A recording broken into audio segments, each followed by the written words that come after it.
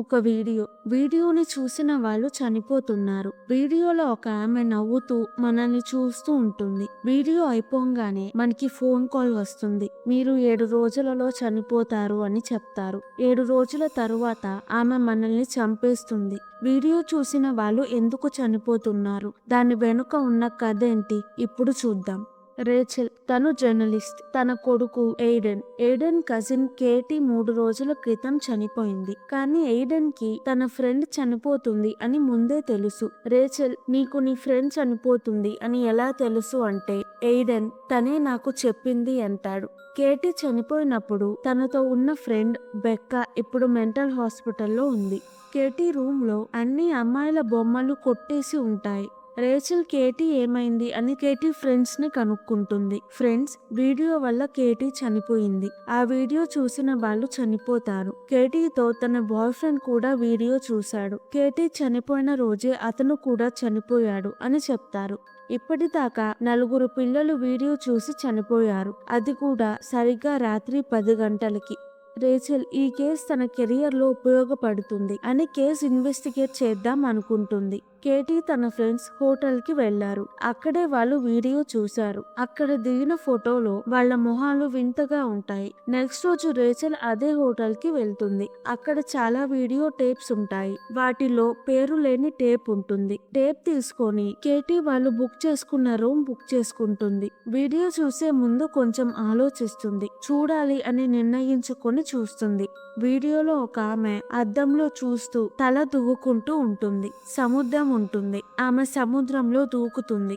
బావి ఉంటుంది. ఇల్లు ఉంటుంది. కాలుతున్న చెట్టు ఉంటుంది. నిచ్చెన ఉంటుంది. అలా చాలా ఉంటాయి. వీడియో అయిపోగానే రేచెల్ కి కాల్ వస్తుంది. 7 రోజులలో చనిపోతావు అని చెప్తారు. టెన్షన్ తో తొందరగా ఇంటికి వెళ్ళిపోతుంది. మొదటి రోజు రేచెల్ ఫొటోస్ తీసుకుంటుంటే కేటీ మొహంలానే తన మొహం కూడా వింతగా ఉంటుంది. తన ఎక్స్ హస్బెండ్ నోవాతో వీడియో గురించి చెప్తుంది. నోవా, ఒక వీడియో వల్ల ఎవ్వరూ చనిపోరు, టెన్షన్ పడొద్దు, ఆ వీడియో నేను కూడా చూస్తాను అని నోవా వీడియో చూస్తాడు. అవ్వగానే కాల్ వస్తుంది. భయంతో రేచెల్ కాల్ ఎత్తదు. నోవాకి ఏమీ భయంగా ఉండదు. రేచెల్ ఆ వీడియో ఎవరు చేశారు, ఎక్కడ నుంచి వచ్చిందో నోవాని కనుక్కోమని వీడియో కాపీ ఇస్తుంది. రెండవ రోజు వీడియో రికార్డ్ అయిన ఎవిడెన్స్ ఉండదు. అద్దం ముందు ఉన్న అద్దంలో కెమెరా కనిపించదు. వీడియో అసలు ఎలా రికార్డ్ చేశారో అర్థం కాదు. రేచెల్ కి వీడియోలో కనిపించిన వస్తువులు నిజంగా కనిపించినట్టు అనిపిస్తుంది. మూడవ రోజు రేచెల్ మెంటల్ హాస్పిటల్లో ఉన్న బెక్కాని కలుస్తుంది. బెక్కా చెయ్యి పట్టుకొని కేటీ ఎలా చనిపోయింది అంటే, బెక్కా, నీకు కూడా తెలుస్తుంది, ఆమె చూపిస్తుంది, కానీ ఇప్పుడు కాదు, ఇంకొక 4 రోజుల్లో అంటుంది. బెక్కాకి రేచెల్ వీడియో చూసింది అని తెలుసు. 3 రోజులైంది. ఇంకో 4 రోజుల్లో చనిపోతావు అని చెప్తుంది. రేచెల్ వీడియో మళ్ళీ చూసి దానిలో ఉన్న ఫొటోస్ ని ప్రింట్ తీసుకుంటుంది. వీడియోలో లైట్ హౌస్ కనిపిస్తుంది. తన ముక్కులోంచి రక్తం వస్తుంది.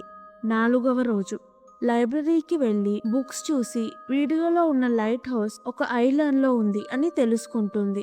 ఐలాండ్ గురించి రీసెర్చ్ చేస్తుంటే వీడియోలో ఉన్న ఆమె ఫోటో దొరుకుతుంది. ఆమె ఇంకొంతమందితో లైట్ హౌస్ ముందు నిల్చొని ఉన్న ఫోటో. ఆమె పేరు యానా.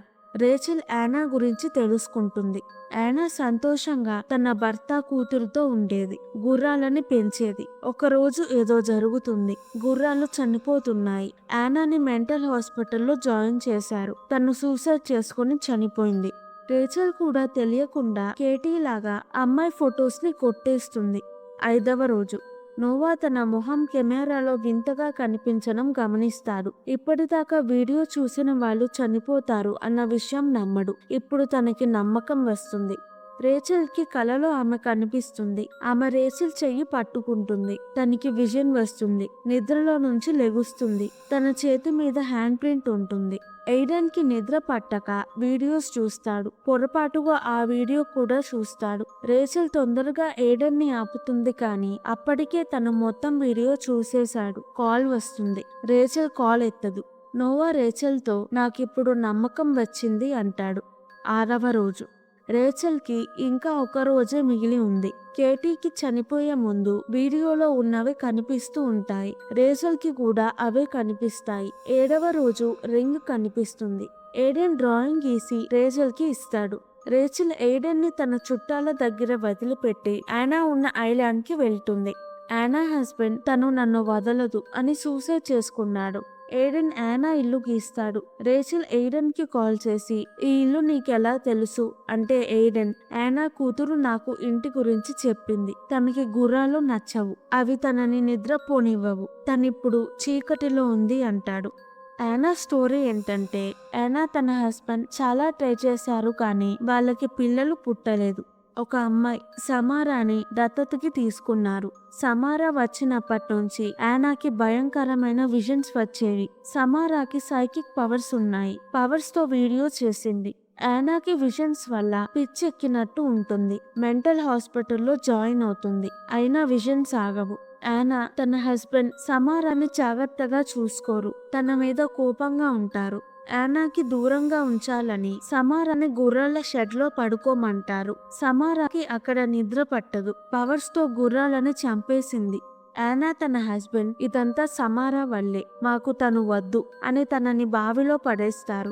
తరువాత యానా సూసైడ్ చేసుకుని చనిపోతుంది. బావిలో పడ్డాక సమారా చనిపోలేదు. బావిలో అలానే 7 రోజులు ఉంది. 7 రోజుల తరువాత నైట్ 10 గంటలకి చనిపోతుంది. సమారా చనిపోయిన బావి కేటీ వాళ్ళు దిగిన హోటల్ కింద ఉంటుంది. ఆ బావి ఎదురుగా చెట్టు ఉంటుంది.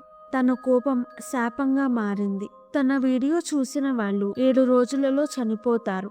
రేచల్ కి బావిలో సమారా స్కెలిటన్ కనిపిస్తుంది. పోలీస్ కంప్లైంట్ ఇచ్చి సమారా బాడీని పూడ్చిపెడతారు. రేచల్ శాపం నుంచి బయటపడుతుంది. వీడియో చూసి 7 రోజులైనా 7వ రోజు 10 గంటలకి తను చనిపోలేదు. ఇంటికి వెళ్లి ఎయిడెన్ తో హ్యాపీగా ఉంటుంది. కానీ ఎయిడెన్ చేతి మీద హ్యాండ్ ప్రింట్ ఉంటుంది. ఇంకా శాపం పోలేదు. ఇవాళ నోవాకి 7వ రోజు. సమారా తనని చంపేస్తుంది. ఎందుకు రేచల్ ని చంపలేదంటే తన వీడియో నోవాకి చూపించింది. వీడియోని వేరే వాళ్ళకి చూపిస్తే మన నుంచి శాపం వీడియో చూసిన వాళ్ళకి వెళ్తుంది. రేచల్ ఎయిడెన్ తో వీడియోని పక్క వాళ్ళకి చూపిస్తుంది. ఎయిడెన్ మీద ఉన్న శాపం పోతుంది.